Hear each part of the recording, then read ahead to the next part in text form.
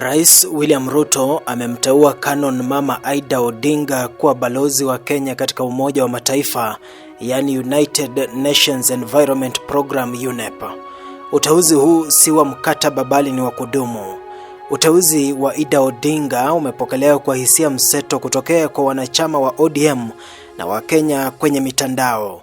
Viongozi wa kike ndani ya chama cha ODM wamempongeza Aida kwa kupata uteuzi huo, wakisema utaimarisha harakati za kutetea haki hasa katika Umoja wa Mataifa. Wanasiasa na viongozi kadhaa wametoa hisia zao wakisifia uteuzi huo na kumtaja Mama Aida kama anayetosha kiatu hicho. Ila baadhi ya Wakenya kwenye mitandao wamepinga na kukejeli uteuzi huo. Baadhi yao wameeneza uvumi kuwa Mama Aida amekataa uteuzi huo. Labda uvumi huu ni kama ushauri kwa Mama Aida ili akatae uteuzi huo. Ikumbukwe kuwa uteuzi huu lazima upitie bungeni kupata kuidhinishwa, na inavyoonekana ni wazi kwamba wabunge watakaporejea kutoka likizo yao wataidhinisha uteuzi huu. Haya kitarajiwa, kuna matarajio ambayo Wakenya wako nayo ni kujua Mama Aida amesema nini kuhusu uteuzi huo. Hivi Mama Aida atakubali uteuzi huo au atakataa? Sauti ya Kipenga inasema kuwa Mama Aida yuko kwenye mtego. Kutegemea uamuzi wowote ambao atachukua, Mama Aida yuko kwenye mtego. Mama Aida si mwanasiasa wa uwanjani. Yeye amecheza siasa nje ya uwanja, lakini amekuwa mwenye ushawishi mkubwa sana katika chama cha ODM. Na ushawishi huo amekuwa nao hata wakati Raila Odinga alipokuwa hai. Mpaka leo hii Mama Aida ana usemi mkubwa katika chama hiki. Winnie Odinga, binti ya Mama Aida Odinga, amejitokeza wazi kupinga namna chama kinaendeshwa. Katika sauti ya Winnie Odinga, ni rahisi kutambua kwamba haungi mkono uwepo wa broad-based government baada ya mwaka 2027. Sauti ya Kipenga hapo awali ilisema kuwa sauti ya Winnie ndio sauti ya Mama Aida Odinga.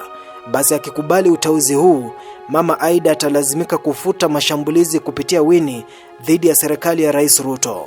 Hili litamaanisha amekubali kuunga mkono serikali ya Kenya Kwanza hadi 2032 na zaidi. Akifanya uamuzi huu, itamlazimu akae kikao cha kuwashawisha kina Edwin Sifuna, Babu Owino, Caleb Amisi, Godfrey Ososi, James Orengo na wengine wanaopinga muungano wa UDA na ODM. Wakikubali, wataeleweka kama wasio na msimamo, basi wataitwa wasaliti. Swali la Kipenga ni je, wako tayari kuitwa wasaliti kwa faida zao wenyewe? Tutajua baadaye. Sehemu ya pili ya mtego huu ni kwamba akikataa uteuzi huu, Mama Aida atakuwa na usemi kisiasa ndani ya chama cha ODM. Atazidi kuelekeza na kuwakuza kina Winnie na kundi lake. Basi akikataa uteuzi huu, atakuwa kwenye hatari ya kuhangaishwa kisiasa. Atashuhudia Winnie na jeshi lake wakihangaishwa kisiasa na serikali kwa sababu ina mamlaka. Hapa atapokea vishawishi ili abadili msimamo.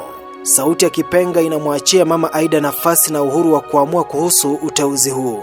Ila anapofanya hivyo, kuna vitu vya kuzingatia, navyo ni maisha, msimamo na ukuaji wa Winnie Odinga na kundi lake.